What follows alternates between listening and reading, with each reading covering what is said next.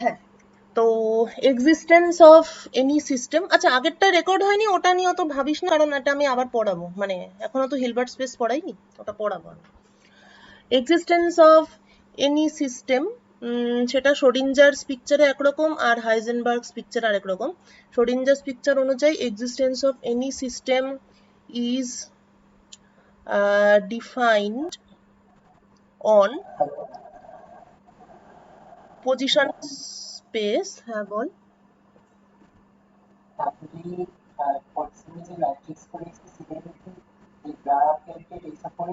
না না না না, আমি পড়াইনি। আর ফোর্থ সেমে আমি ম্যাট্রিক্স পড়ানোর সুযোগই পাইনি, মানে মাঝে কয়েকদিন একটু আমার ল্যাপটপ ফোন সবকিছু মিলে খুব ঝামেলা ছিল বলে আমি ক্লাস নিতে পারিনি ঠিকঠাক, সেই জন্য ম্যাট্রিক্সটা নিজে পড়তে বলেছি আপাতত। ঠিক আছে। হুম হুম হুম হুম। এক্সিস্টেন্স অফ এনি সিস্টেম হচ্ছে according to Schrodinger, it is defined on x space এবং information stored in phi x, আর according to Heisenberg it is defined on একটা অদ্ভুত জিনিস যেটাকে বলে হিলবার্ট স্পেস, সেটা বলবো আজকে। ডিফাইন্ড অন হিলবার্ট স্পেস, এটা হচ্ছে একটা যেমন এক্স স্পেস একটা স্পেস, সেরকমই হিলবার্ট স্পেস একটা স্পেস, কিন্তু হিলবার্ট স্পেস হচ্ছে মোস্ট জেনারেল, মানে এটা যেমন একটা particular variable, Hilbert space is not like that. যাই হোক সেটা বাদ দে, মোটামুটি এখন এটা জেনে রাখ যে হিলবার্ট স্পেস হচ্ছে একটা অ্যাবস্ট্রাক্ট স্পেস, যেটা হচ্ছে ডিফিকাল্ট টু ভিজুয়ালাইজ। যেমন পজিশন স্পেসটা সহজেই ভাবা যাচ্ছে, সেটা এটা মোটেই সহজে ভাবা যায় না। But anyway, difficult to visualise সেটা ঠিক কথা, কিন্তু লজিক্যালি মোর অ্যাকসেপ্টেবল। আচ্ছা, এবার ডিফিকাল্ট টু ভিজুয়ালাইজ সেটা শুরুটা আমরা করছি এভাবে যে আমরা এখানে যেটা phi x ছিল, information hidden in phi x, সেটা according to Heisenberg information hidden in a ket vector. কেটটা তো শুধু একটা নাম, কিন্তু এই যে ভেক্টর, এটাই হচ্ছে আসল আর কি ব্যাপার। এইবার শোডিঞ্জার হাইজেনবার্গের কানেকশনটা কোনখানে, আমি যদি পজিশন স্পেসে এটাকে প্রজেক্ট করি, প্রজেক্ট অন এক্স স্পেস, অর্থাৎ inner product between this is, এটা কি, এটা হচ্ছে inner product of X position ket and মানে সিস্টেম কেট আর কি। এটা হচ্ছে পজিশন কেট আর দিস ইজ সিস্টেম কেট। যদি আমি প্রজেকশন নিই তাহলে what I get is this, মানে এইটা this is equal to phi x। এবার এই এই লাইনটাকে ধরেই এবার বাকি সব কিছুকেই ডিফাইন করা হচ্ছে, যেমন ফর এক্সাম্পল তাহলে আমি phi p কিভাবে পেতে পারি, if we project on p space, project on momentum space. এবার এই ফর্মালিজমের ফলে যেটা হলো সেটা হচ্ছে পজিশন মোমেন্টাম তারা সকলেই ইকুয়াল ইম্পর্টেন্স পেল কম্পেয়ার টু শোডিঞ্জার, যেখানে অকারণেই পজিশন ভেরিয়েবলকে একটা এক্সট্রা ইম্পর্টেন্স দেওয়া হচ্ছিল। এটা হচ্ছে আগের ক্লাসের সামারি। আচ্ছা, এবার এখানে লাস্টের দিকটা মানে কোন লাস্ট, এটা এটা বুঝেছিস তো? ও এটা, হ্যাঁ ওটাই বলছি, মানে হাইজেনবার্গ তো এরকম একটা প্রথমে ভাবলেন ফিলোসফিক্যালি, তারপর উনি এরকম একটা সাইন মানে নোটেশন দিলেন। এটা অবশ্য হাইজেনবার্গ ডিরাক দুজনেরই ইয়ে, যাই হোক। তো শ্রোডিঞ্জারে হচ্ছে phi x এর মধ্যে সিস্টেমের সব ইনফরমেশন ছিল, হাইজেনবার্গের ক্ষেত্রে একটা অ্যাবস্ট্রাক্ট ভেক্টরের মধ্যে সমস্ত ইনফরমেশন থাকলো। এবার হাইজেনবার্গকে তো শ্রোডিঞ্জারের সঙ্গে কোথাও একটা কানেক্ট করতে হবে, কেননা এটা দিয়ে অনেক কিছু ঘটে গেছে। অবভিয়াসলি এটা ভুল নয়। ঠিক যেমন ভাবে তোরা কি করেছিলি, স্পেশাল থিওরি অফ রিলেটিভিটিকে দেখিয়েছিলি যে ক্লাসিক্যাল লিমিটে, মানে ক্লাসিক্যাল লিমিট মানে হচ্ছে যে ভি যখন লাইটের ভেলোসিটির থেকে অনেকটাই কম আর কি, তখন যেমন এটা special theory of relativity goes back to classical mechanics. কেননা special theory of relativity correct, কিন্তু ক্লাসিক্যাল মেকানিক্সের অবজারভেশনগুলো তো ভুল নয়। তার মানে তোকে এটা দেখাতে হবে যে এই লিমিটে, ক্লাসিক্যাল লিমিটে, এটার সব ফর্মুলাই ক্লাসিক্যালের ফর্মুলা হচ্ছে। এটাও অনেকটা একই ব্যাপার, কারণ শ্রোডিঞ্জারটা ভুল কখনোই না, এটা limited but not wrong. This is a limited version. হ্যাঁ, তার মানে তোকে এটা দেখাতে হবে যে হাইজেনবার্গটা মোর জেনারেল, কিন্তু সেটাকে একটা জায়গায় লিমিট করলে সেটা শ্রোডিঞ্জারের সবকিছুই সেখান থেকে পাওয়া যাবে। তো সেটা কিভাবে দেখানো হলো, যে আমি যেহেতু এটা একটা অ্যাবস্ট্রাক্ট স্পেস, হিলবার্ট স্পেস, কিন্তু আমি যদি হিলবার্ট স্পেস থেকে পজিশন স্পেসে যেতে চাই, তাহলে আমাকে কি করতে হবে, ভেক্টরটাকে পজিশন স্পেসের উপর প্রজেক্ট করতে হবে। প্রজেকশনটা আপাতত ইংলিশ ওয়ার্ড হিসেবেই ভাব। যেমন আমরা প্রজেক্টর থেকে দেওয়ালের উপর ছবি ফেলি, দেওয়ালটা একটা স্পেস প্রজেক্ট করি, এখানেও একই ব্যাপার। হিলবার্ট স্পেস থেকে আমি ওয়েভ ফাংশনটাকে মানে কেট ভেক্টরটাকে পজিশন স্পেসের উপর প্রজেক্ট করলাম। প্রজেক্ট যেহেতু করতে চাই, তাই একটা নতুন জিনিস ডিফাইন করছি, সেটা হচ্ছে inner product of position ket and system ket. Inner product লেখার নোটেশন হচ্ছে এটা। এই যে ইনার প্রোডাক্টটা, এই ইনার প্রোডাক্টটাই হচ্ছে শ্রোডিঞ্জারের ফাই এক্স, অর্থাৎ x inner product of system gate and position gate is wave function of Schrodinger. This is the relation between Heisenberg and Schrodinger আর কি। তো এবার তাহলে নেক্সট প্রশ্ন কি আসবে, যেহেতু এক্স ভেরিয়েবলের উপর প্রজেক্ট করে আমি ফাই এক্স পেয়েছি, তাহলে অ্যাটলিস্ট দুটো ওয়েভ ফাংশন নিয়ে আমরা অলরেডি কাজ করেছি, সেটা হচ্ছে ফাই এক্স এবং ফাই ওয়ান পি। মানে এটা ফাই ওয়ান লিখছি কেননা মানে দুটো তো বেসিক্যালি দুটো আলাদা জিনিস, তাই সেটা বোঝানোর জন্য আলাদা একটা ফাংশন ইউজ করছি। তাহলে একই রকম ভাবে ফাই ওয়ান পি তাহলে কিভাবে পাওয়া যেতে পারে, by taking the inner product of momentum ket and system ket. তাহলে এইভাবে আমি যে কোনো স্পেসের উপরেই হিলবার্ট স্পেস থেকে প্রজেকশন ফেলতে পারি। হিলবার্ট স্পেস হচ্ছে গিয়ে আমার একটা ইয়ের মতন ব্যাপার, বিধাতা টাইপের, সেখান থেকে আমি বিভিন্ন স্পেসের উপর প্রজেকশন নিয়ে ব্যাপারটাকে ভিজুয়ালাইজ করতে পারছি। ঠিক আছে, মানে হিলবার্ট স্পেসকে ভিজুয়ালাইজ করা যাবে না, একটা কারোর উপর প্রজেক্ট করলে তারপর সেটার টার্মে ব্যাপারটাকে ভাবা যেতে পারে। প্রজেকশন ব্যাপারটাই এখানে হচ্ছে ইম্পর্টেন্ট, মানে আসল ব্যাপার। আচ্ছা, এটা হয়ে গেল, এটা আগের দিনের সামারি। এইবার যেটা ব্যাপার, তাহলে একটা জিনিস আমরা দেখতে পাচ্ছি যে এই যে এটাকে আমি বললাম একটা ভেক্টর, তো এর মধ্যে মানে হঠাৎ করে ভেক্টরটা কেন বলেছি, কেননা দুটো জিনিস এখানে বারবার আসছে। একটা তো অবশ্যই প্রজেকশন, যেটা এতক্ষণ ধরে বললাম, আর একটা ইম্পর্টেন্ট জিনিস হচ্ছে বেসিস। এই বেসিসের ব্যাপারটা আমরা কিছুটা হলেও কিন্তু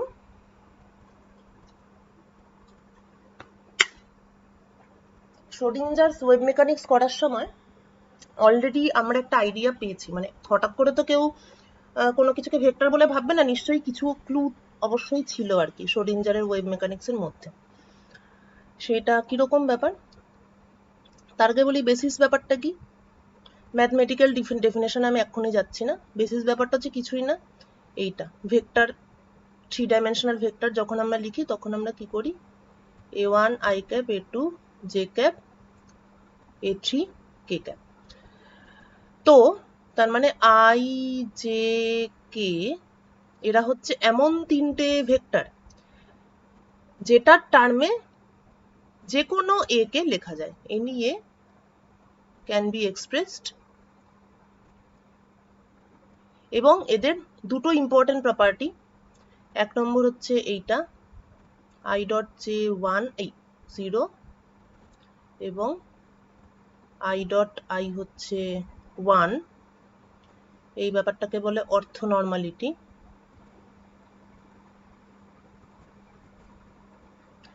আর 2 নম্বরটা হচ্ছে কমপ্লিটনেস। তার মানে কি i j k এই তিনটে ভেক্টর থাকলেই আচ্ছা বেসিস এন্ড ডাইমেনশন,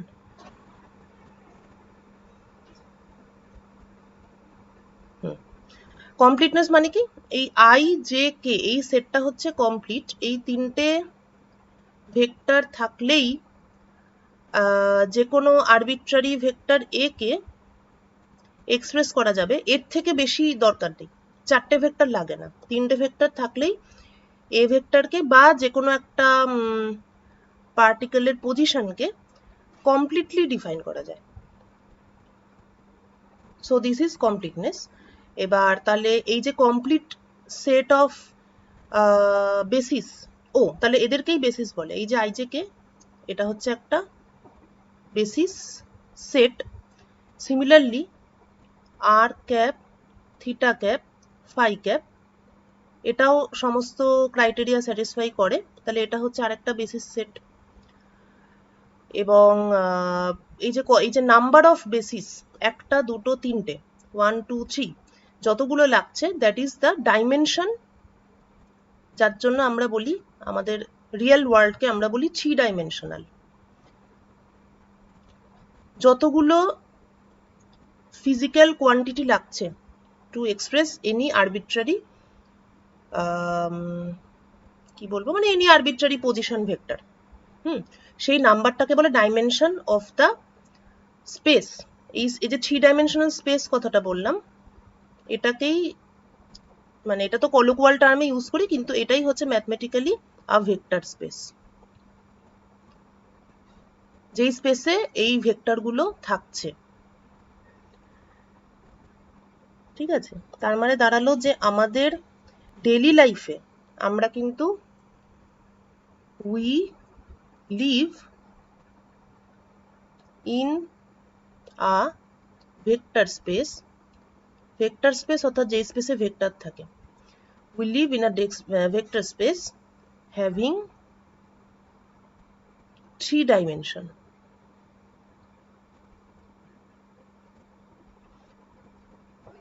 যেমন আমরা ভেক্টর স্পেসে বসবাস করি, সেরকমই ওয়েভ ফাংশন গুলোও আরেকটা স্পেসে বসবাস করে, এই হচ্ছে কথা।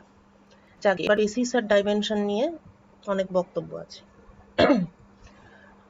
প্রথমেই বললাম যে এই ব্যাপারটা আমরা শ্রোডিঞ্জারস ওয়েভ মেকানিক্সে বেশ ভালোভাবেই পড়েছি, বিকজ পরের পেজে চলে যাই।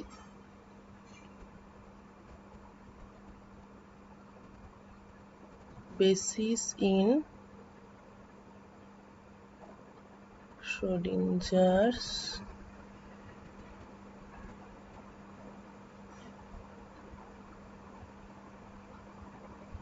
Wave mechanics. বেসিস পড়েছি এবং দু প্রকারের বেসিস পড়েছি, একটা হলো কন্টিনিউয়াস বেসিস এবং আরেকটা হলো discrete basis.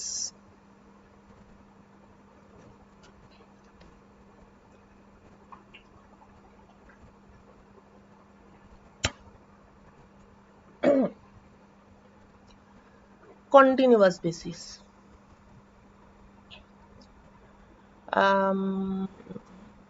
psi x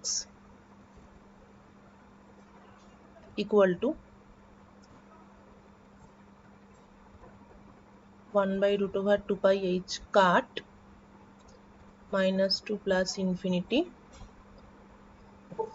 phi p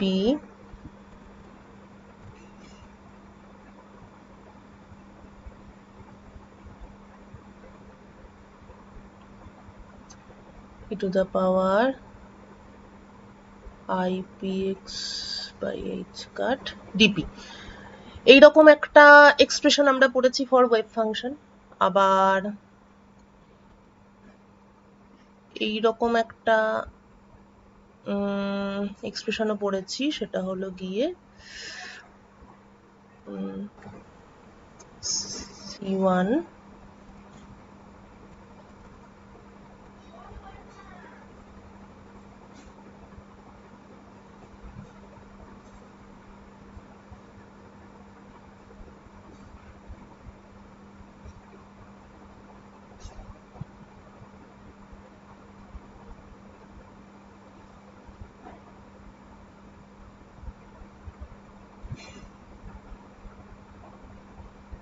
এই, ঠিক আছে। কোনটা ডিসক্রিট কন্টিনিউয়াস সেই প্রসঙ্গে পরে আসছে, কিন্তু ওয়েভ ফাংশনে এরকম দুরকম জিনিস আমরা পড়েছি অলরেডি। কোনটা কখন পড়েছিলাম?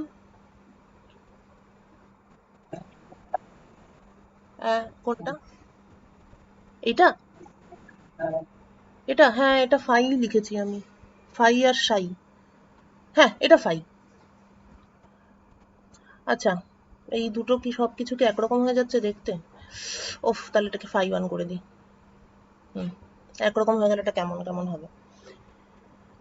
ঠিক আছে, না না না, দাঁড়া দাঁড়া দাঁড়া, দুটোকে যখন কম্পেয়ার করে পড়াচ্ছি তাহলে এটা তুলে দিই আর এটাকে সাই করে দিই। হ্যাঁ, এবার ঠিক আছে। সাই এক্স কে এরকম ভাবেও আমরা একবার এক্সপ্যান্ড করেছি, আবার এরকম ভাবেও আমরা একটা সলিউশন পেয়েছিলাম। তো প্রথমটা কখন পেয়েছিলাম? প্রথমটা আমরা এভাবে শুরু করেছিলাম যে e to the power i p x by h cut, এটা হচ্ছে একটা ফ্রি পার্টিকেলের ওয়েভ ফাংশন। এটা আমি জাস্ট একটু রিমাইন্ডার দিচ্ছি। এইটা ছিল free পার্টিকেলের wave function,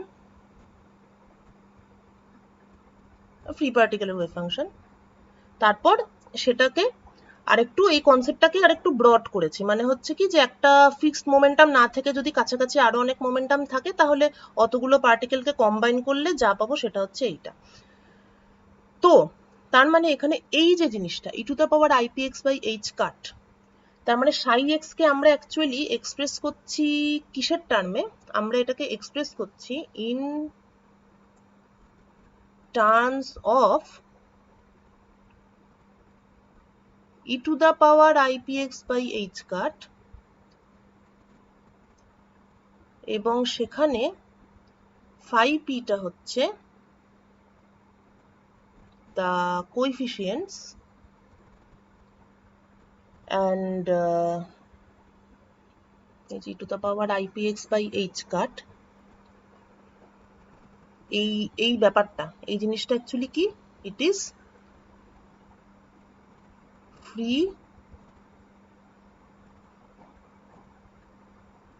free particle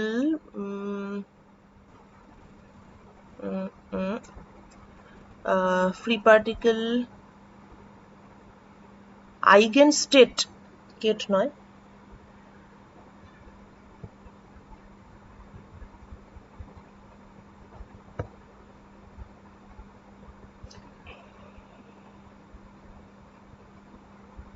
free particle eigenstate of momentum operator।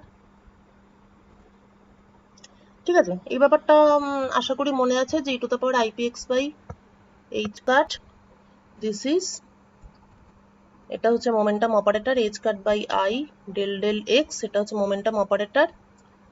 আর এটাকে যদি আমি e to the power i p x by h cut এটার উপরে অ্যাক্ট করাই, তাহলে আমি পাবো h cut by i del del x, তার মানে হচ্ছে i p by h cut, তারপরে e to the power i p x by h cut cancel out, equal to p e to the power i p x by h cut. তার মানে e to the power i p x by h cut, this is eigenstate of momentum operator। I p x by h কাটের উপর e to the power i p x by h কাটের উপর momentum operator দিয়ে act করালে momentum eigenvalue বেরিয়ে আসে। তার মানে ফ্রি পার্টিকেলের মোমেন্টাম অপারেটরের যে আইগেন স্টেট সেইটার টার্মে আমি সাই এক্স কে রিপ্রেজেন্ট করেছি। তাহলে এই যে এবার এই যে আইগেন স্টেট, এই যে সেট অফ, তার মানে কতগুলো আইগেন স্টেট এখানে possible, e to the power i p x by h cut. তো মানে আমাকে যদি এখন বলা হয় যে আমি এই ইন্টিগ্রেশনটা, মানে আমি এই যে e to the power i p x by h কাটের টার্মে, আচ্ছা উপরটাতে লিখি তার এটা থাকবে, আমাকে যদি এখন বলা হয় যে এই যে তুমি e to the power i p x by h কাটের টার্মে যে সাই এক্স কে লিখছো, তাহলে এখানে মানে এটার পুরো সেটটা কি, মানে এখানে কতগুলো e to the power i p x by h cut আছে? তাহলে তার উত্তর হচ্ছে ইনফাইনাইট নাম্বার অফ, কেননা বোঝাই যাচ্ছে যে এটা হচ্ছে দিস ইজ অ্যান ইন্টিগ্রেশন এবং পিটা momentum is a continuous variable. ঠিক আছে, তার মানে অসংখ্য আছে বেসিক্যালি, মানে starting from minus infinity to plus infinity there are infinite number of e to the power ipx by h cut। তো এইটাই হচ্ছে, এইটা অনেকটা মানে অনেকটা নয় পুরোটাই হচ্ছে সেই বেসিসের মতো, কারণ সেখানে আমি কি করছিলাম, এ ভেক্টরকে a1 i cap, a2 j cap, a3 k cap এরকম ভাবে লিখছিলাম। তাহলে i j আর k এর টার্মে যে কোনো a কে এক্সপ্রেস করা যাচ্ছিল, আর a1 a2 a3 এগুলো ছিল আমার কোএফিসিয়েন্ট। এখানেও একই ব্যাপার, যে কোনো একটা ওয়েভ ফাংশনকেই e to the power i p x by h কাটের টার্মে আমি লিখতে পারছি। ওয়েভ ফাংশন যদি চেঞ্জ হয়ে যায় তাহলে কিটা চেঞ্জ হবে, এই ফাই পিটা চেঞ্জ হবে, মানে ডিফারেন্ট সাই এক্স এর জন্য ডিফারেন্ট ফাই পি হবে।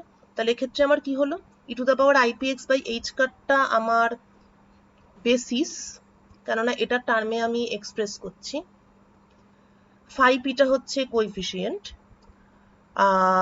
এবং এটা হচ্ছে যেহেতু পি একটা কন্টিনিউয়াস ভেরিয়েবল, সুতরাং this is a continuous basis.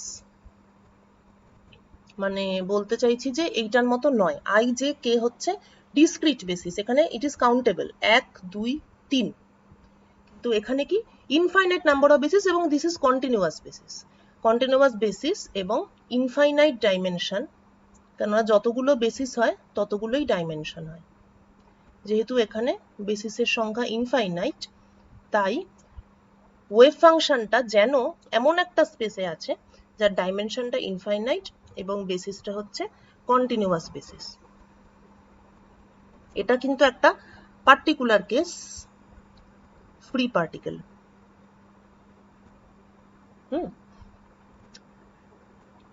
এবার যদি আমি পরের কেসটা দেখি, এগুলো হচ্ছে ক্লু যেখান থেকে হাইজেনবার্গ ব্যাপারগুলোকে ফর্মুলেট করেছিলেন। আচ্ছা এইটা কিসের ছিল, এটা হচ্ছে একটা জেনারেল সলিউশন ছিল কিসের, পার্টিকেল ইন আ বক্স। তাহলে if A particle confined inside ওই one dimensional potential infinite potential box, তখন এটা হচ্ছে তার জেনারেল সলিউশন। এখানেও কিন্তু সেই রকমই একটা ব্যাপার দেখা যাচ্ছে যে আমি এটা হচ্ছে একটা সেট আর কি, root over 2/a sin pi x by a, root over 2/a sin 2 pi x by a, এরকম করে করে করে infinite number of wave function, যেটার টার্মে যে কোনো জেনারেল ওয়েভ ফাংশনকে এক্সপ্রেস করা যায়। তাহলে আগের বারে যেমন ফাই পিটা কোএফিসিয়েন্ট ছিল, এইবারে আমার কোএফিসিয়েন্ট হচ্ছে c1 c2 c3 এটসেট্রা। তাহলে এইটা হচ্ছে আমার বেসিস, কিন্তু দিস ইজ ডিসক্রিট বেসিস।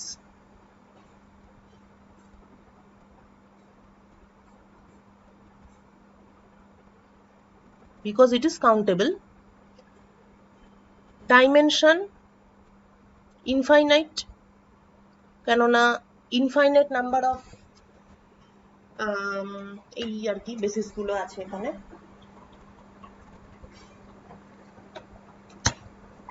এবং আগের প্রবলেমটার ক্ষেত্রে যেমন বেসিসটা কি ছিল, মোমেন্টাম আইগেনস্টেট ছিল, ঠিক আছে, দেওয়ার মোমেন্টাম আইগেনস্টেট। এই প্রবলেমটার ক্ষেত্রে দেখেই বোঝা যাচ্ছে যে দে আর নট মোমেন্টাম আইগেনস্টেট, কেননা সাইন ডেরিভেটিভ করলে cos. They are not momentum eigenstate, they are Hamiltonian আইগেনস্টেট।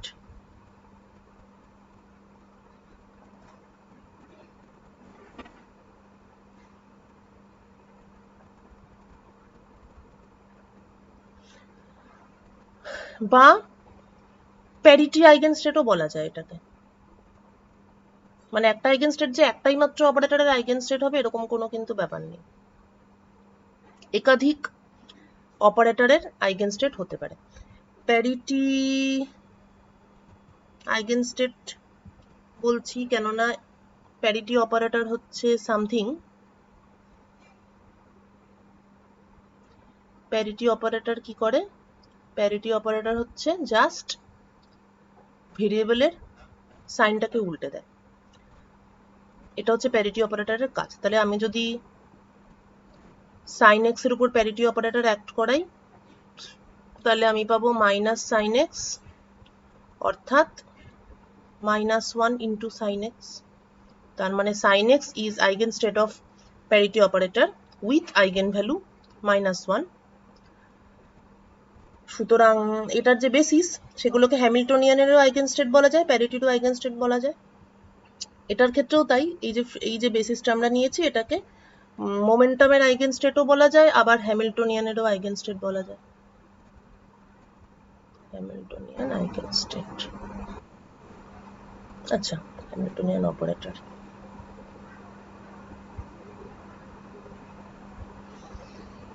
Clear?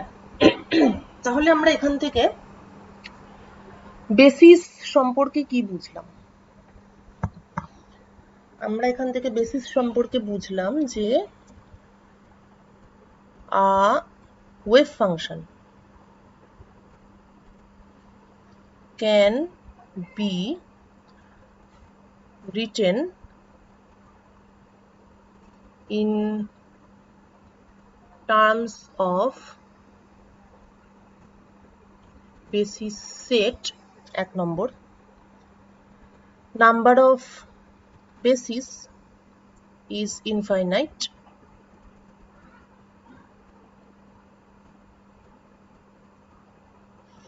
3 নম্বর হচ্ছে basis can be discrete or continuous, 4 নম্বর এটাও খুব ইম্পর্টেন্ট, বেসিস গুলো দেখা যাচ্ছে কি হয়, ওরা generally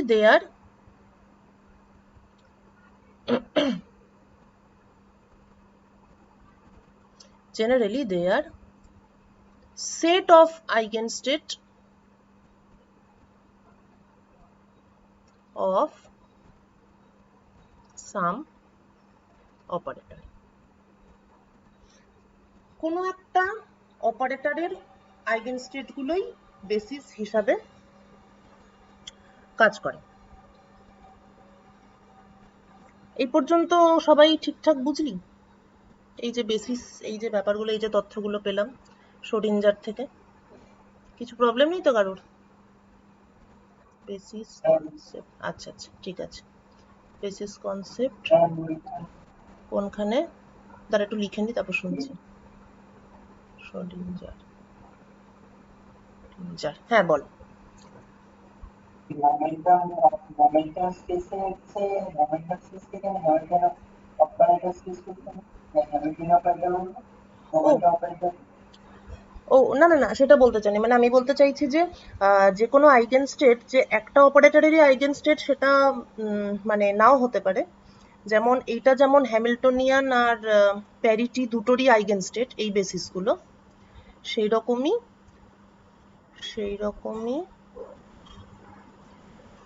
E to the power IPX by H cut, এটা হচ্ছে মোমেন্টাম অপারেটরেরও আইগেনস্টেট, আবার হ্যামিল্টনিয়ান অপারেটরেরও আইগেনস্টেট। এইটা বলতে চাইছি, মানে বলতে চাইছি যে কোনো অপারেটরের আইগেনস্টেট হলেই হবে, এটার কোনো ফিক্সড রুল নেই। মানে হ্যামিল্টনিয়ান অপারেটরের আইগেনস্টেটও বেসিস হতে পারে, মোমেন্টামেরও হতে পারে, প্যারিটিরও হতে পারে, যা খুশি যে কোনো অপারেটরের আইগেনস্টেট, কিন্তু কোনো একটা অপারেটরের আইগেনস্টেট গুলোই আর কি জেনারেলি বেসিস হয়, সেটা আমরা অলরেডি মানে শ্রোডিঞ্জার থেকে আমরা এই ব্যাপারগুলো, এই তথ্যগুলো পেয়েছি। ঠিক আছে? ওটা জাস্ট অ্যান এক্সাম্পল যে যে কোনো অপারেটরেরই আইগেনস্টেট বেসিস হিসেবে কাজ করতে পারে। আচ্ছা, এখানে আমি দুটো জিনিস বলতে চাই, সেটা হচ্ছে এখন আমি দুটো অঙ্ক দেব।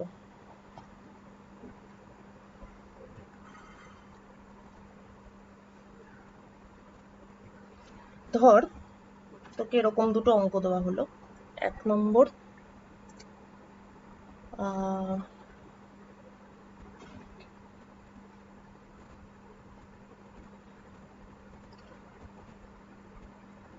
না, একটাই অঙ্ক কিন্তু দু ধরনের। Find psi xt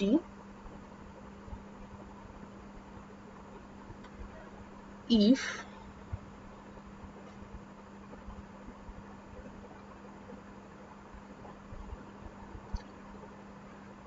psi xo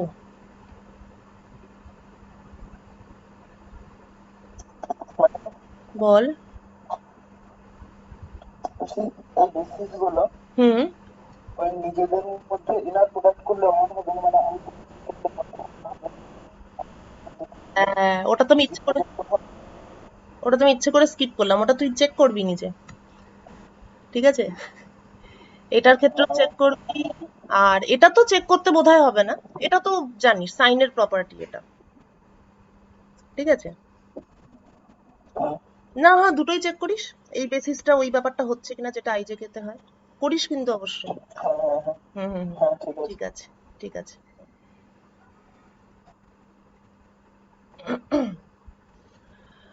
আচ্ছা, find psi xt if psi x0, good question Arnab. a exponential x by a square, এটা একটা তোকে দিয়ে দিয়েছে, আর বলে দিয়েছে for a free particle of mass m in one dimension. আচ্ছা, 2 নম্বর আরেকটা বলেছে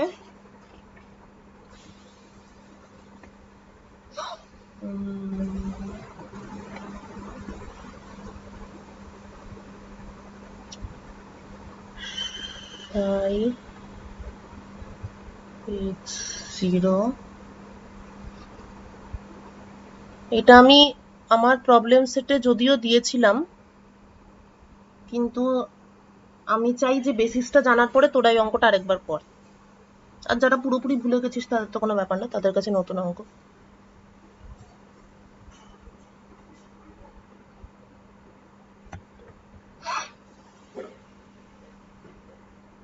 মানে রুটের মধ্যে কি লিখতে পারে বলো?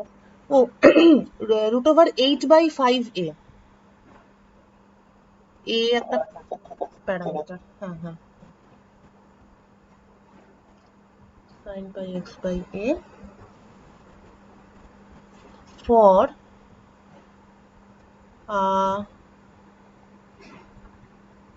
particle of mass m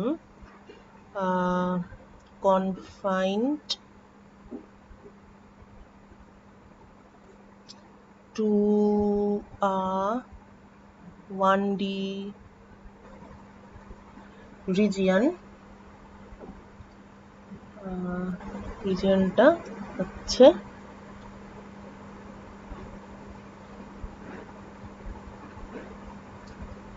0 থেকে a। এটা 2 নম্বর। দাঁড়া, আরেকটা আছে, 1 minute.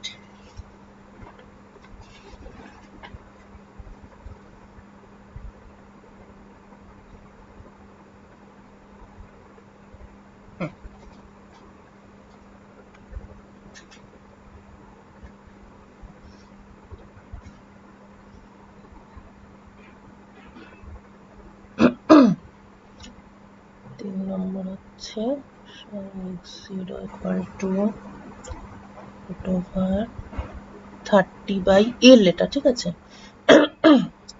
root over 30/L to the power 5।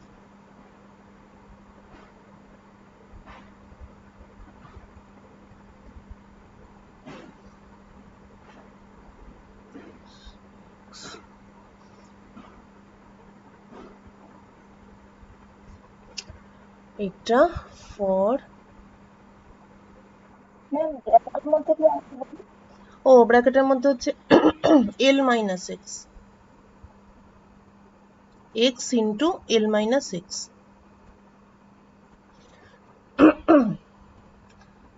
for, আচ্ছা এটাও তাই উপরেরটার মতো আর কি, for a particle of mass m confined to a 1D region। এটা a দিলে ভালোই হতো, ওই জানকে, ঠিক আছে। দেখ মানে অঙ্কটা একই, সেটা হচ্ছে তোকে সাই x0 দিয়ে দিয়েছে, সাই xt বার করতে হবে,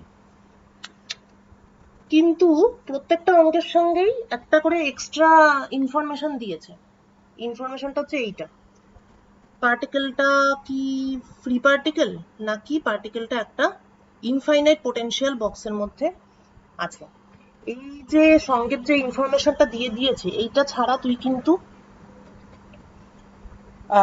এই অঙ্কটা করা ডিফিকাল্ট। এবং সঙ্গের যে ইনফরমেশনটা, এটা অ্যাকচুয়ালি একটা ক্লু যে তুই কিভাবে মানে কিভাবে অঙ্কটা করবি। এবার আমরা জাস্ট এর আগেই দেখলাম যে পার্টিকেল মানে কি ধরনের পোটেনশিয়ালের মধ্যে আছে সেটার উপর ডিপেন্ড করে কোন বেসিসে ওয়েভ ফাংশনকে লেখা যায়। হ্যাঁ, ফ্রি পার্টিকেল হলে আমরা এরকম ভাবে লিখেছি উপরেরটার মতো, আর পার্টিকেলের মানে তখন হচ্ছে ফ্রি পার্টিকেল হলে সেটা হচ্ছে কন্টিনিউয়াস বেসিস, তাই এটাকে এভাবে লিখেছি। যদি পার্টিকেল ইন আ বক্স হয় তখন ডিসক্রিট বেসিস, তখন আমরা এইভাবে লিখেছি। এটা অনেকটা ঠিক ওইটার মতো, এটা অনেকটা এটার মতো যে কোনো একটা ভেক্টরের যখন তোরা অঙ্ক করতিস, যদি ভলিউমটা স্ফেরিক্যাল টাইপের সারফেস, তোরা সারফেস ইন্টিগ্রাল এই সমস্ত বার করেছিস, যদি স্ফেরিক্যাল সিমেট্রির কোনো একটা ভলিউম বা ইয়ে পেতিস, তখন তোরা স্ফেরিক্যাল পোলার কোঅর্ডিনেট ইউজ করতিস।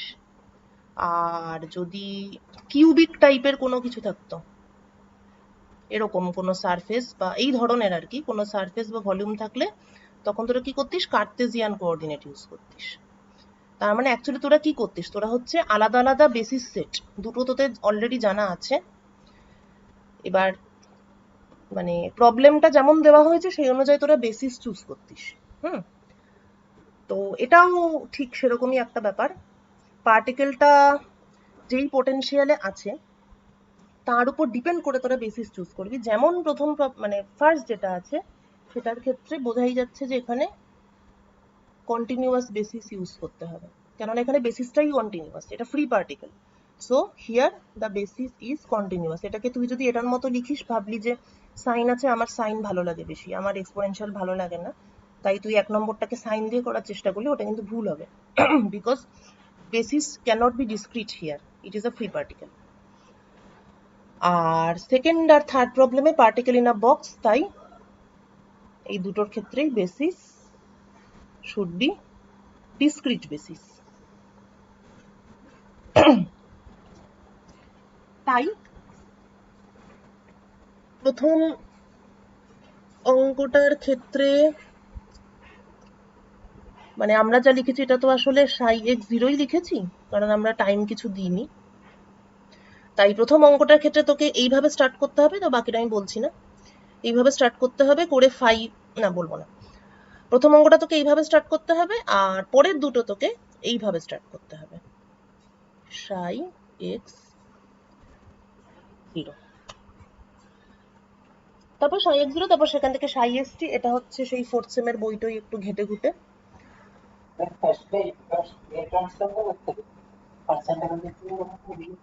কি আরেকবার বল? হ্যাঁ হ্যাঁ হ্যাঁ, এক্স্যাক্টলি তাই, এক্স্যাক্টলি তাই। হ্যাঁ, প্রথম অঙ্কটাতে ফুরিয়ার ট্রান্সফর্ম করতে হবে, আর পরের অঙ্কটাতে হ্যাঁ, পরের অঙ্কটাতে ওরকম না, কিন্তু পরের অঙ্কটার মধ্যে আবার 2 নম্বরটা একটু ট্রিক্স অ্যাপ্লাই করলে সহজে হয়ে যাবে। 2 নম্বরটা কিন্তু ছোটই হবে, 3 নম্বরটাতে একটু, হ্যাঁ 3 নম্বরটাতে একটু ইন্টিগ্রেশন করে, মানে প্রথমটাতে তোকে ঠিকই বলেছিস। অ্যাকচুয়ালি এই অঙ্কগুলোতে যা করতে হয় সেটা হচ্ছে কোএফিসিয়েন্ট গুলো বার করতে হয়। এবার ফার্স্ট প্রবলেমটার ক্ষেত্রে কোএফিসিয়েন্ট হচ্ছে 5p, সেকেন্ড অঙ্কটা সেকেন্ড এবং থার্ডের ক্ষেত্রে কোএফিসিয়েন্ট হচ্ছে এইগুলো, ডিসক্রিট কোএফিসিয়েন্ট আর কি, c1 c2 c3 etcetera. Coefficient বার করাটাই, ওটাই তোকে করতে বলা হয়েছে। এইটা সাই এক্স টি জানতে চাওয়া মানে হচ্ছে find out, just find out the coefficients. এটা করবি এই অঙ্ক দুটো। এটা বললাম এই কারণে, কারণ এটা খুব কমন মিস্টেক করে আর কি স্টুডেন্টরা। যে কোনো অঙ্কে সাই এক্স টি জানতে চাওয়া মানে আগেই তোকে দেখতে হবে যে কোন পোটেনশিয়াল সিস্টেমে আছে পার্টিকেলটা, তার উপর ডিপেন্ড করে তোর বেসিসটা ঠিক হবে। আর যদি কোনো অঙ্কে ইনফরমেশনটা না দেওয়া থাকে তাহলে বুঝতে হবে যে অঙ্কটা ইনকমপ্লিট আছে, কারণ বেসিসের চয়েস ঠিক মতো না হলে তোর সাই এক্স টি বের করা কোনোদিনই সম্ভব না। কারণ টাইম ডিপেন্ডেন্ট ফাংশন, এবার কিভাবে টাইমের সঙ্গে ইভলভ করবে সেটা অবভিয়াসলি কোন পোটেনশিয়ালে আছে তার উপর ডিপেন্ড করছে। ওকে, আচ্ছা এইবার এই যে ওই যে জিনিসটা ছিল, এই যে পার্টিকেল ইন আ বক্সকে যে এত ইম্পর্টেন্ট আমরা কেন বলি সেটা এবার বুঝবি। একটা পুরনো এক্সাম্পল, এ ভেক্টর a1 a2 a3, আর একটা নতুন শেখা জিনিস সেটা হচ্ছে এটা সাই এক্স, যেটাকে আমরা এইভাবে লিখছি c1। আচ্ছা এবার আমি সংক্ষেপে লিখছি এটাকে, ওইটা আর লিখছি না, মানে সাইন টাইন আর লিখছি না, এই।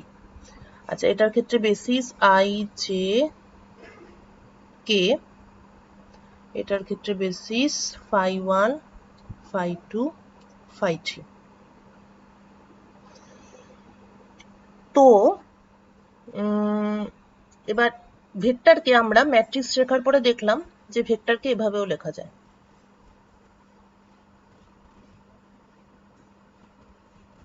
এইভাবে, ঠিক আছে, কলাম ম্যাট্রিক্স দিয়ে আমরা লিখতাম। এখন হাইজেনবার্গের এই ব্যাপারটা কি পছন্দ হলো, কারণ আমরা এমনিতেই একটা ভেরিয়েবল ইন্ডিপেন্ডেন্ট কিছু একটা করতে চাইছি। তো হাইজেনবার্গ বললেন যে আমরা যদি এটাকে এরকম ভাবে ভাবি, অ্যাকচুয়ালি প্রথমেই তো আমরা ওটা বলে দিয়েছি যে সাই এক্স হচ্ছে প্রজেকশন, তার মানে সামথিং লাইক দিস। আচ্ছা তারপর তাহলে phi1 এক্সটা ওরকমই কিছু একটা প্রজেকশন, তার মানে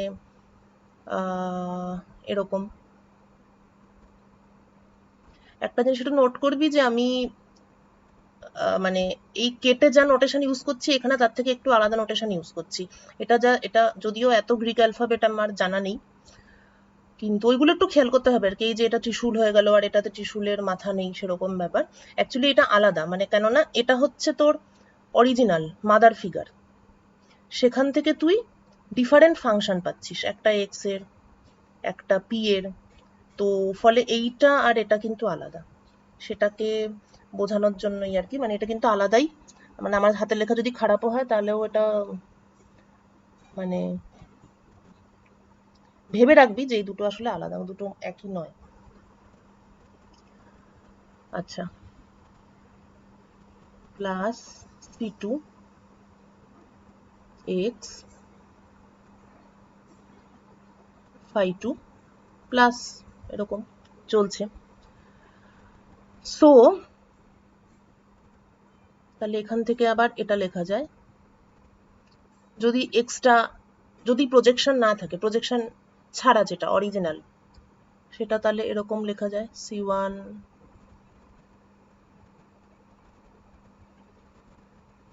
C2 ইত্যাদি।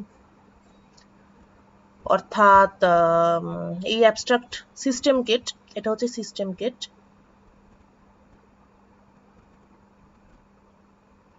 আর এগুলো হচ্ছে আইগেন কেট। সেজন্য তখনই কেট ব্যাপারটা লিখে ফেলেছিলাম। আইগেন কেট কিন্তু অবশ্যই some operator, eigen ket of Hamiltonian operator.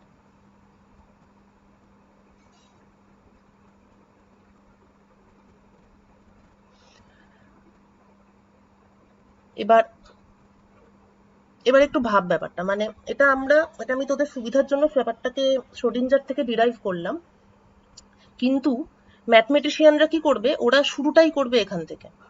এবং এই যে এখান থেকে ওরা শুরু করলো, এখানে কিন্তু পজিশনের কোনো ব্যাপার কিন্তু নেই। এখান থেকে আমি যদি শুরু করি যে আমি একটা সিস্টেম কেটকে এক্সপ্যান্ড করছি in terms of some basis, সেই বেসিসটাকে কি নিচ্ছি, eigen ket of Hamiltonian operator. এইবার তোকে যদি কেউ বলে তাহলে এটার ফাংশনাল ফর্মটা কেমন হবে, তখন তুই জিজ্ঞেস করবি যে কোন স্পেসে আপনি ফাংশনাল ফর্ম জানতে চাইছেন। তখন হয়তো সে বললো যে আচ্ছা ঠিক আছে, আমি পজিশন স্পেসে ফাংশনাল ফর্মটা জানতে চাইছি। তখন তুই বলবি যে আচ্ছা ঠিক আছে। এবার তখন তুই পজিশন স্পেসে, তখন তুই কি করবি, তুই পজিশন স্পেসে হ্যামিল্টনিয়ান অপারেটরের আইগেন ফাংশন বার করবি।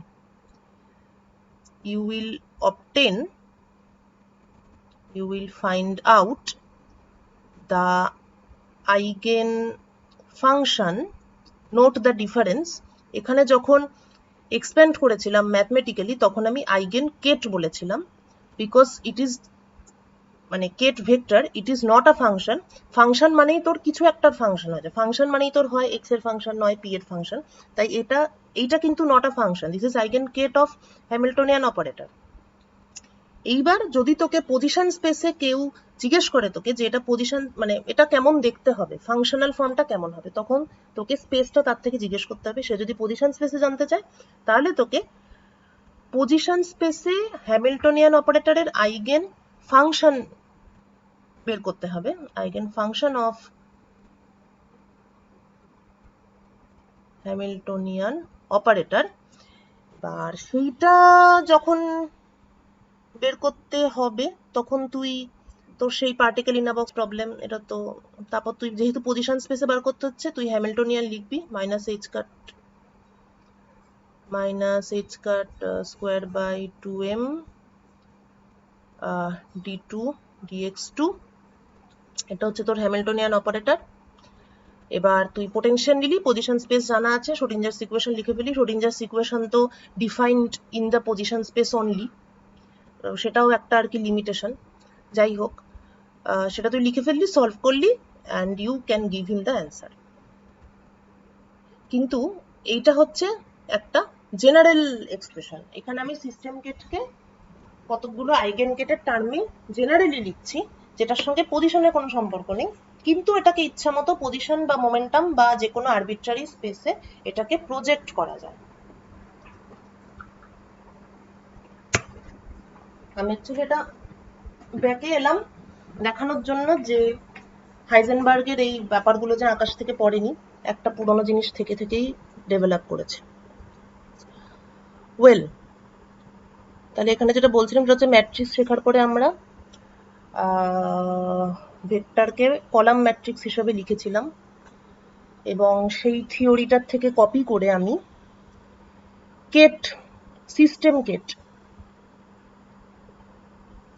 সিস্টেম কেটকেও আমি একটা কলাম ম্যাট্রিক্স হিসেবে লিখব, C1 C2 C3।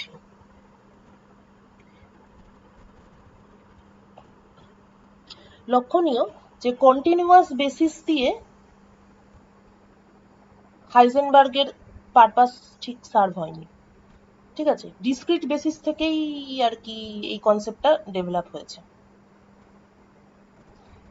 হ্যাঁ, কন্টিনিউয়াস বেসিসটা শ্রোডিঞ্জারের পার্সোনাল, ওটা দিয়ে পরবর্তীকালে যে থিওরি আরো ডেভেলপ হয়েছে সেটাতে ডিসক্রিট, এই কন্টিনিউয়াস বেসিসটা কিন্তু কোনো কাজে লাগেনি, ডিসক্রিট বেসিসটাই কাজে লেগেছে। কেটগুলোও ঠিকঠাক লেখা গেছে, আর সব থেকে বড় কথা হচ্ছে কোএফিসিয়েন্টগুলোকে ম্যাট্রিক্স আকারে লেখা গেছে। তো this is the origin of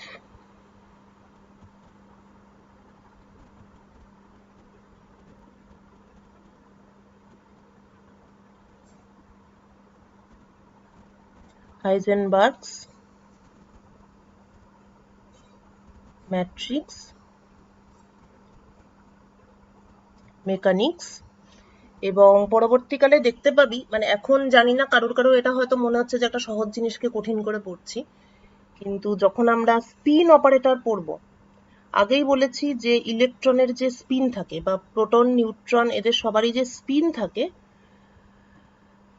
সেটার কোনো মানে স্পেস কোঅর্ডিনেট দিয়ে ওগুলোকে ব্যাখ্যা করা যায় না, কারণ ওগুলো আসলে ঘোরে না। মানে এরকম ভাবে যদি ঘুরতো, এরকম ভাবে যদি প্রোটন নিউট্রন সবাই ঘুরতো, তাহলে আমরা আর থিটা ফাই দিয়ে, মানে বেসিক্যালি ফাই ডট দিয়ে আমরা স্পিনটাকে এক্সপ্লেন করতে পারতাম। কিন্তু যেহেতু ওরা ফিজিক্যালি ঘোরে না, অথচ ওদের একটা ইন্ট্রিনজিক প্রপার্টি আছে, মানে একটা প্রপার্টি শো করে কিন্তু বাস্তবে ওরা ঘোরে না। তো এই যে স্পিন অপারেটর, এই অপারেটরটা কোনোভাবেই কোনো প্রকারের পজিশন ডিপেন্ডেন্ট বা মোমেন্টাম ডিপেন্ডেন্ট কোনো কিছুর সঙ্গে রিলেটেড নয়। তাই স্পিন অপারেটরের যখন আমরা এই সব বার করবো, আইগেন গেট যখন বার করবো, তখন দেখবো যে ম্যাট্রিক্স ছাড়া গতি নেই, তখন ওগুলো এক একটা ম্যাট্রিক্সই বেরোবে আইগেন গেট যখন বেরোবে। তো অ্যাকর্ডিং টু হাইজেনবার্গ, যে কোনো particle, according to Heisenberg,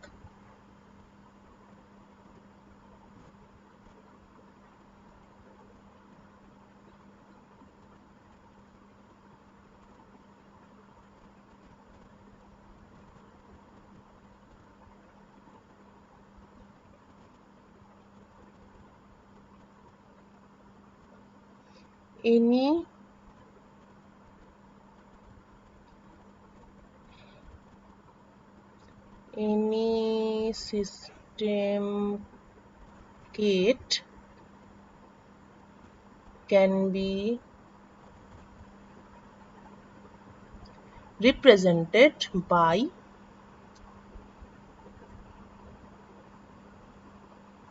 column matrix।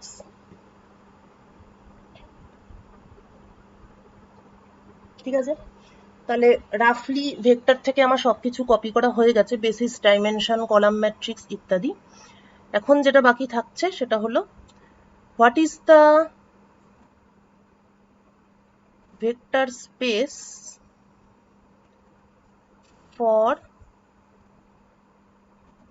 এগুলো, ফর দ্য সিস্টেম গেট। কেননা একটা জিনিস বোঝা যাচ্ছে যে যেহেতু আমি ওয়েভ ফাংশনকে, মানে এই ভেক্টরগুলো তো যে কোনো, মানে এই যে কেট ভেক্টর, এগুলো তো যে কোনো আরবিট্রারি কেট ভেক্টর নয়, এদের কতগুলো প্রপার্টি থাকতে হবে। যেমন ধর, এরা হচ্ছে অবশ্যই স্কোয়ার ইন্টিগ্রেবল, যেমন এরা হচ্ছে অবশ্যই ইনফাইনাইট ডাইমেনশনাল,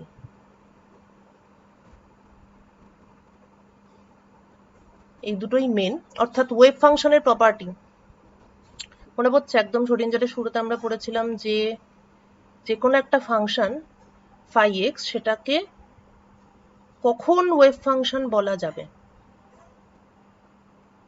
তার 1, 2, 3 করে তার কয়েকটা প্রপার্টি ছিল। এবার যেহেতু ওয়েভ ফাংশনেরই একটা মোর জেনারেল রিপ্রেজেন্টেশন হচ্ছে সিস্টেম কেট, তাই ওয়েভ ফাংশনের যা যা প্রপার্টি ছিল সেগুলো হচ্ছে সিস্টেম কেটগুলোরও থাকতে হবে। তাহলে আমার সিস্টেম গেটের জন্য যে ভেক্টর স্পেস থাকবে তার কতগুলো ফিক্সড ব্যাপার থাকতে হবে। তো এই সমস্ত কিছুকে তাহলে এবার ভেক্টর স্পেস হিসেবে হয়, মানে হাইজেনবার্গের কথা বলছে আর কি, নিজেকে বানাতে হবে, বা পুরনো যদি কেউ অলরেডি কিছু করে থাকে। তখন দেখা গেল যে হিলবার্ট বলে একজন অলরেডি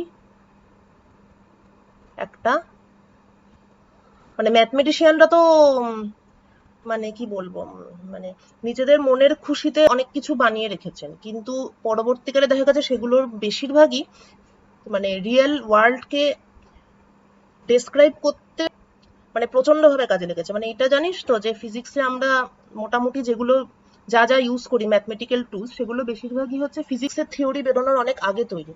যেমন ফর এক্সাম্পল লোরেন্স ট্রান্সফরমেশন, যেটা তোরা ইয়েতে পড়েছিলি, রিলেটিভিটিতে পড়েছিলি। তো এটা তো একটা কি বলবো, মানে বৈপ্লবিক একটা ব্যাপার যে মানে কি বলে, নিউটনস ল ছিল গ্যালিলিয়ান ইনভেরিয়েন্ট, কিন্তু মানে রিলেটিভিটির মেন ব্যাপারটা কি ছিল, যে নিউটন সবসময় একটা ভার্সেস আরেকটা, নিউটন ভার্সাস ম্যাক্সওয়েল। তো দেখা গেল যে নিউটনস ল হচ্ছে গ্যালিলিয়ান ইনভেরিয়েন্ট, গ্যালিলিয়ান ট্রান্সফরমেশন করলে, বানানটা ভুলে যাচ্ছি, গ্যালিলিয়ান ট্রান্সফরমেশন করলে নিউটন ল এর ফর্মটা একই থাকে, অর্থাৎ force equal to mass into acceleration.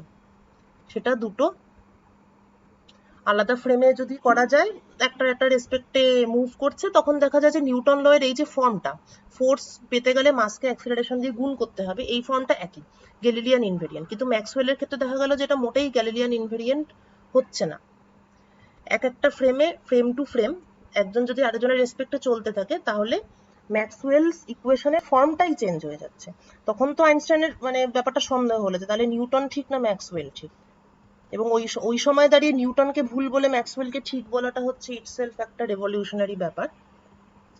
তো তখনই কিন্তু আইনস্টাইন তখন মানে ওনার নিজের একটা কনসেপ্ট ছিল, সেটা বাদ দিয়ে বলছি, ম্যাথমেটিক্যাল দিকটা বলছি, তখন আইনস্টাইন দেখলেন যে লোরেন্স বলে একজন অলরেডি একটা গ্যালিলিয়ান ট্রান্সফরমেশনের মতোই উনি একটা অন্যরকম ট্রান্সফরমেশন অলরেডি বের করে নিয়েছিলেন, যেটাতে ম্যাক্সওয়েলের ইকুয়েশনগুলোর ফর্মটা একই থাকছে, অর্থাৎ ম্যাক্সওয়েলস ইকুয়েশন হচ্ছে লোরেন্স ইনভেরিয়েন্ট। তো এখানেও কিন্তু একই গল্প, মানে লোরেন্স ট্রান্সফরমেশন কিন্তু হিস্টোরিক্যালি অনেক আগেই তৈরি হয়েছিল, কিন্তু সেটা কাজে লাগলো হচ্ছে আইনস্টাইনের এই চিন্তা ভাবনার পর। তো মানে ম্যাথমেটিক্সের প্রায় সমস্ত টুলই হিস্টোরিক্যালি অনেক আগে তৈরি, কিন্তু সেগুলি ইম্পর্টেন্সটা অনেক পরে বোঝা গেছে। হিলবার্ট স্পেসের ক্ষেত্রেও সেরকম ব্যাপার, হিলবার্ট স্পেস অনেক আগেই ডিজাইনড, কিন্তু সেটা প্রচন্ডভাবে কাজে লাগলো হচ্ছে যখন হাইজেনবার্গ ম্যাট্রিক্স মেকানিক্সের কথা ভাবলেন। হিলবার্ট স্পেসের জাস্ট ইন্ট্রোডাকশনটা দিয়ে দিই, পরের দিন details. So what is Hilbert space? না, হিলবার্ট স্পেসের আগে আমি বলি যে what is vector space.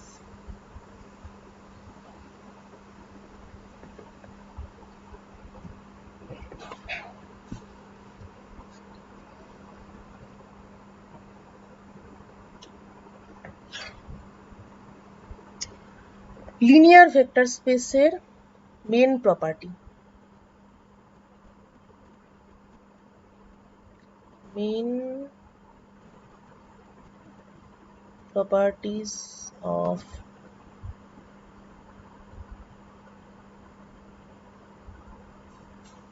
linear vector space।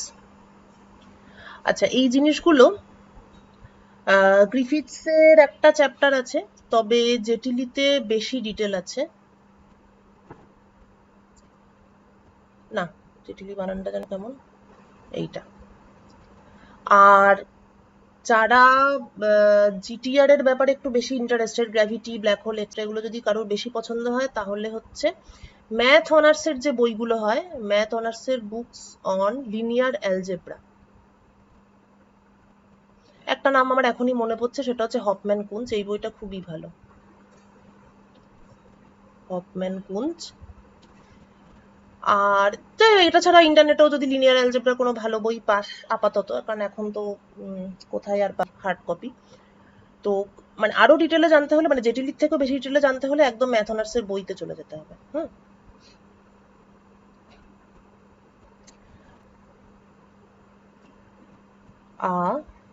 Linear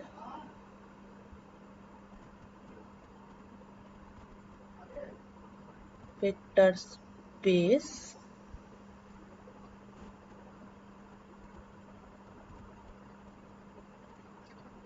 consists of two sets of elements and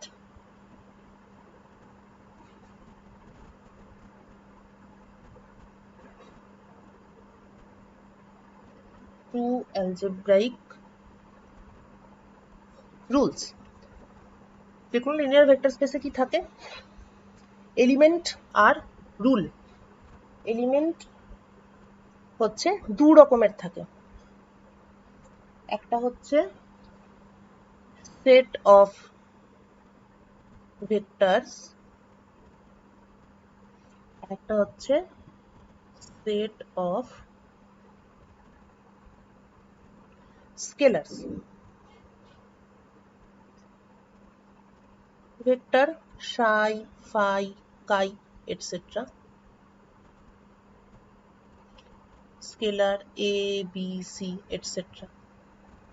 এটা গেল টু সেটস অফ রুল, এই কি বলে এলিমেন্টস। আর two sets of rule, algebraic rule. একটা হচ্ছে ভেক্টর এডিশন,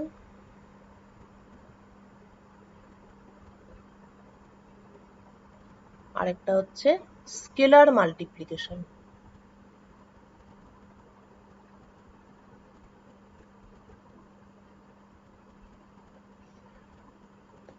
প্রসঙ্গত লিনিয়ার ভেক্টর স্পেস, এটা বোঝাই যাচ্ছে একটা বিশেষ ধরনের vector space. Linear vector space দিয়েই আমরা মানে ওটাতেই আমরা কনসেন্ট্রেট করছি, বিকজ শ্রোডিঞ্জার্স ওয়েভ মেকানিক্স থেকে আমরা অলরেডি দেখেছি যে the wave functions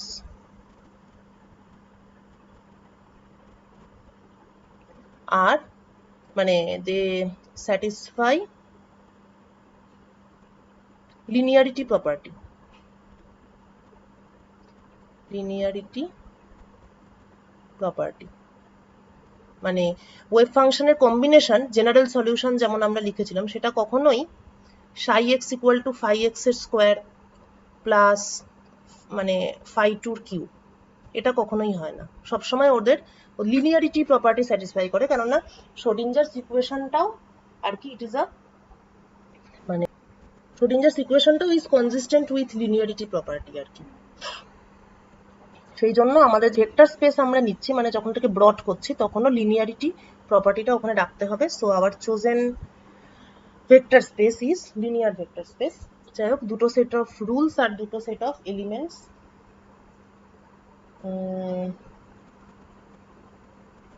Addition and multiplication. So first addition rule.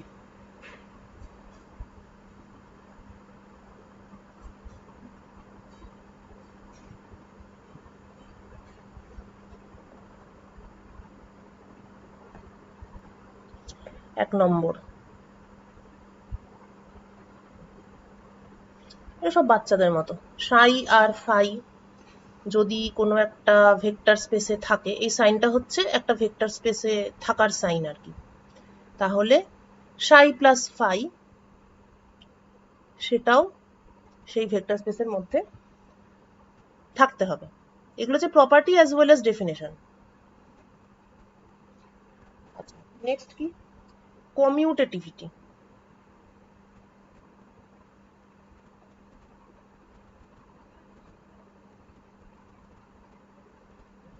অর্থাৎ psi plus phi is equal to phi plus Sai.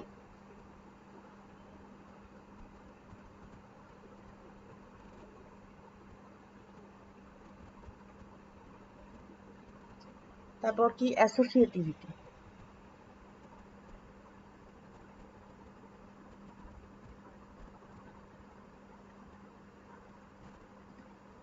Sai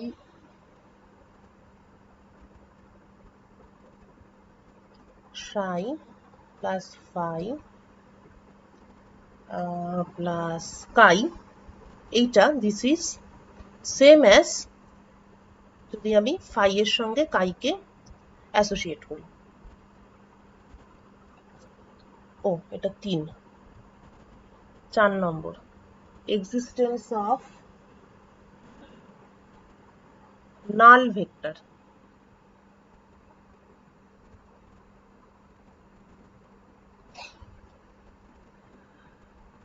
for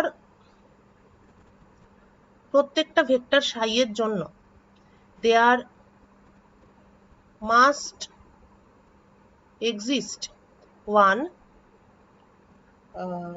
কি বলবো, one zero vector, so that 0 plus psi is equal to psi।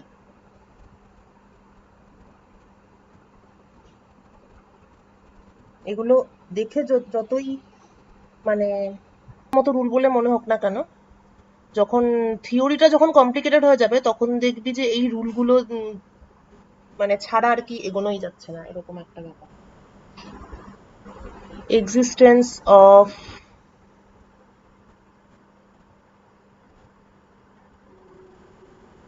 Inverse vector.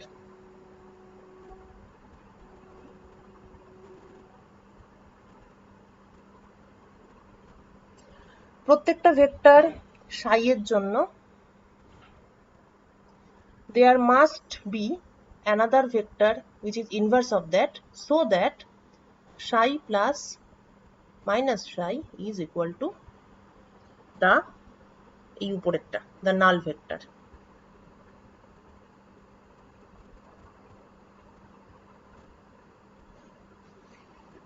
ঠিক আছে, এই পাঁচটা হচ্ছে rule of addition. আজকে এতটাই থাক, এরপরের দিন আমরা মাল্টিপ্লিকেশন রুল থেকে শুরু করব। আর হচ্ছে তোদের বাড়িতে ভাবার জন্য একটা কাজ দেবো, এই অঙ্কগুলো তো করবি, আর একটা জিনিস সেটা হচ্ছে হ্যাঁ এইটা ভাবার জন্য একটা কাজ। কাজটা হলো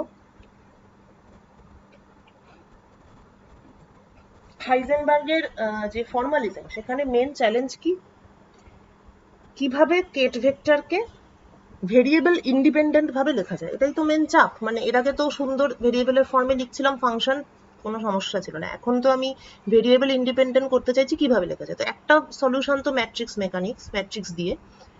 কিন্তু এটা তোরা একটু বাড়িতে ভাববি যে ম্যাট্রিক্স ছাড়া এবং ফাংশনাল মানে এক্সপি এসব ভেরিয়েবল ছাড়া, অর্থাৎ উইদাউট ম্যাট্রিক্স অ্যান্ড ভেরিয়েবলস, হ্যাঁ, আর কিভাবে এটাকে লেখা যায়। একটা সিস্টেম কেট এটাকে আর কিভাবে লেখা যেতে পারে, এবং ক্লুটা হচ্ছে পার্টিকেল ইন আ বক্সের আইগেন কেটগুলো একটু ভালো করে ভাব। পার্টিকেল ইন আ বক্সের আইগেন কেটগুলো, এগুলো তো eigen ket phi n x, সেটা একটু ভালো করে ভাববি। আর হাইড্রোজেন অ্যাটমে একটা এনার্জি লেভেল, মানে একটা এনার্জি লেভেল না, একটা স্টেটকে আমরা কি কি দিয়ে রিপ্রেজেন্ট করি, principal quantum number, azimuthal quantum number, magnetic quantum number, spin quantum number. হ্যাঁ, হাইড্রোজেন অ্যাটমের ক্ষেত্রে একটা স্টেটকে আমরা চারটে কোয়ান্টাম নাম্বার দিয়ে এক্সপ্রেস করি। পার্টিকেল ইন আ বক্স প্রবলেমের ক্ষেত্রে একটা স্টেটকে আমরা একটাই কোয়ান্টাম নাম্বার দিয়ে এক্সপ্রেস করি। সেইটা একটু ভাববি, এটা ক্লু হিসাবে দিচ্ছি। ম্যাট্রিক্স ছাড়া আর ভেরিয়েবল ছাড়া যদি কেউ সিস্টেম কেটকে লিখতে চায় তাহলে কিভাবে লিখতে পারে। ঠিক আছে, আজকের মতো সমাপ্ত। কিছু আজকে হ্যাঁ বল। আজকে তো শেষ।